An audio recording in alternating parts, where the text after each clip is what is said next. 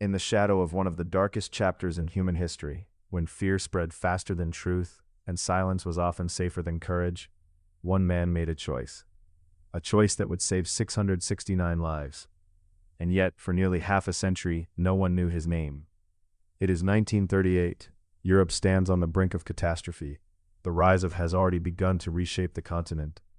Germany has annexed Austria, and now its eyes are set on Czechoslovakia. The world watches, but does nothing. In the Sudetenland, tensions explode. Western powers, desperate to avoid war, sign agreements meant to preserve peace. But what follows is not peace, it is persecution. Families begin to feel the ground shifting beneath them, and for Jewish communities, the danger is immediate and growing. In London, a young stockbroker is preparing for a holiday. His name is Dot. He is 29 years old, not a soldier, not a politician, not someone history would expect to remember. He plans to go skiing in Switzerland, but a phone call changes everything. A friend already in Prague tells him not to come skiing, but to come there instead, to see what is happening. Winton hesitates, but then he makes a decision. He cancels his holiday and travels to Prague. What he finds shocks him. Thousands of families are desperate. Children are trapped in a country that is quickly becoming unsafe. Parents understand what is coming, even if the rest of the world refuses to act. They are not asking for themselves, they are asking for their children. Winton is not part of any organization. He has no authority, no funding, no formal support. But sitting at a desk in his hotel, he begins to organize something extraordinary. He starts writing down names, ages, details. Each child becomes more than a number. Each becomes a life he feels responsible for. The idea is simple, but incredibly difficult to execute. Get the children out of Czechoslovakia, bring them to Britain, find them homes. But every child needs documents, permits, sponsors, and financial guarantees. And above all, they need time, which is running out. Winton returns to London and begins working tirelessly. By day, he continues his normal job. By night, he builds a rescue operation almost entirely on his own. He contacts families, advertises for foster homes, raises money, and deals with endless paperwork. When the system slows him down, he pushes harder. When bureaucracy blocks the way, he finds ways around it. He understands that rules mean very little if children are left behind. In March 1939, the first train leaves Prague.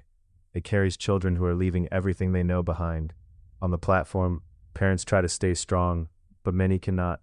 They are sending their children away to safety, knowing they may never see them again.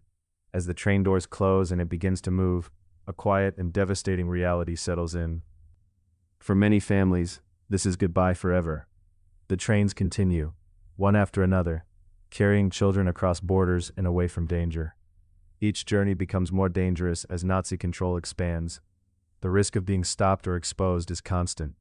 By the summer of 1939, Winton has managed to rescue 669 children, 669 lives that would have otherwise faced an uncertain and likely tragic fate. Then, everything changes. On September 1st, 1939, Germany invades Poland. World War II begins.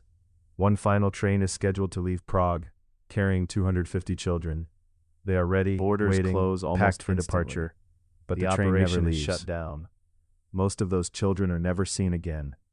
Winton survives the war.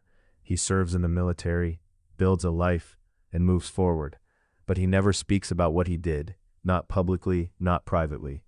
For decades, his actions remain unknown, even to those closest to him. Nearly 50 years later, everything changes. His wife discovers a scrapbook in their home. Inside are lists of children, photographs, letters, and documents detailing the entire rescue operation. The story begins to surface. Eventually, Winton is invited to a television program. He sits quietly in the audience, unrecognized. The host speaks about a man who saved hundreds of children before the war. Then comes a question. Is there anyone in the audience who owes their life to this man? People begin to stand, one by one, then more, until Winton is surrounded by individuals whose lives exist because of him. Children he saved, now grown adults, some with families of their own. For the first time, he sees the full impact of what he did. Nicholas Winton did not command armies or change the outcome of the war, but he made a decision when it mattered most. He chose to act when others hesitated. His courage was not loud or dramatic. It was quiet, persistent, and relentless. It was found in paperwork, phone calls, organization, and determination. It was the kind of courage that does not seek recognition, but creates impact. Those 669 children grew up. They built lives, careers, and families. Generations exist today because one man refused to do nothing. History often focuses on power, on leaders, on conflict. But sometimes, the most important stories are about individuals who choose to act, even when it is difficult, even when it is dangerous, even when no one is watching.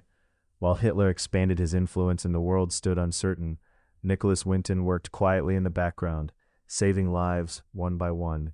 He once said that if something is not impossible, then there must be a way to do it. In a time defined by fear, he chose responsibility. In a world filled with hesitation, he chose action. And in doing so, he proved something that remains true even today. One person with courage can change everything.